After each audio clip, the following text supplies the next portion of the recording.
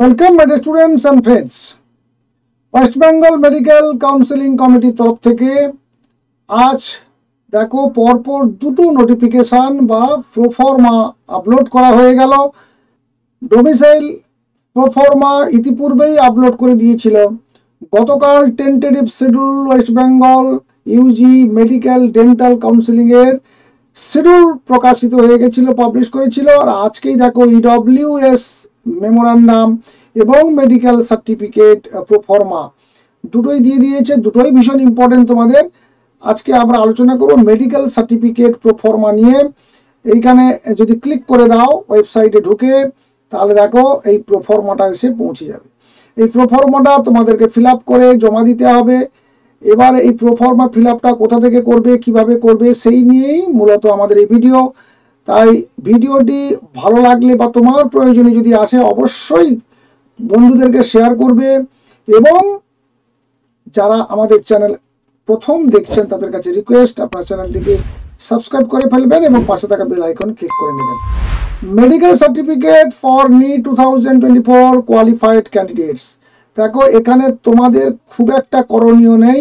এই যে প্রোফর্মাটা গোটা দেখতে পাচ্ছ, এই প্রোফর্মাতে মাত্র 4টি জিনিস তোমাদের করণীয়। বাকি কাজটুকু করবে ডক্টর, যার কাছে থেকে তুমি এটি অ্যাটেস্টেড করাবে। দেখো প্রথমেই রয়েছে দেখো রোল নাম্বার। এই রোল নাম্বার, অ্যাপ্লিকেশন নাম্বার এবং নিট ইউজি 2024 এর কম্বাইন্ড মেরিট র্যাঙ্ক, এই তিনটি তোমাকে ফিল আপ করতে হবে। বাকি দেখো ডাক্তার যে ডাক্তারবাবু কাছে যাবে তিনি এগুলো সব ফিল আপ করবেন।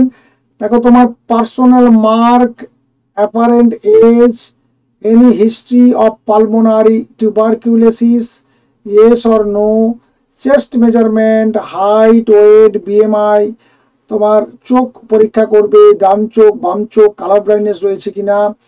তারপরে তোমার দেখো immunisation status, general physique, heart, lungs, abdominal, viscera, blood group, any neurological deficit, any orthopaedic disability.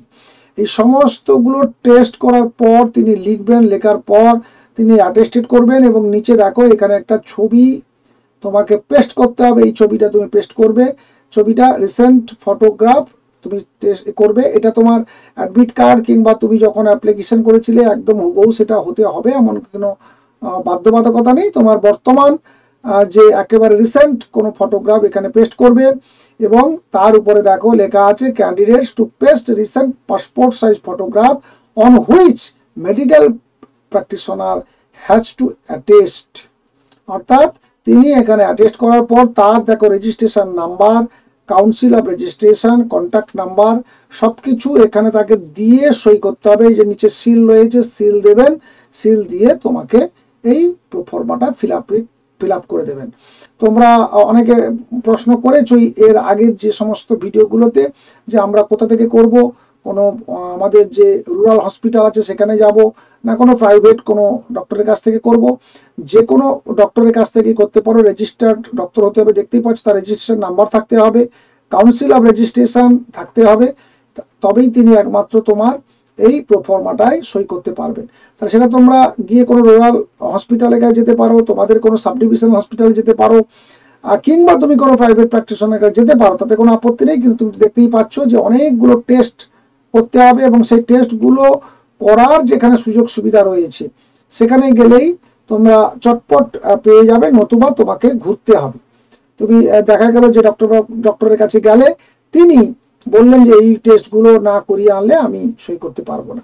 আর তুমি যদি কোনো প্রাইভেট নার্সিং হোম কিংবা কোনো ডায়াগনস্টিক সেন্টারে চলে যাও কিংবা যদি সরকারি হসপিটালেও যাও, সেখানে যদি এই ফেসিলিটিগুলো থাকে তাহলে তুমি সেখান থেকেই করে আনতে পারো। যেটা তোমার সুবিধা হবে তুমি সেটাই করবে। তবে প্রাইভেট কিংবা ডায়াগনস্টিক সেন্টারে গেলে তুমি তাড়াতাড়ি করতে পারবে তুলনামূলকভাবে সরকারি হসপিটালের থেকে। সেটা তোমরা ভালো বোঝো, যেটা এবারে তোমাদের সুবিধা মতো তোমরা সিদ্ধান্ত নেবে।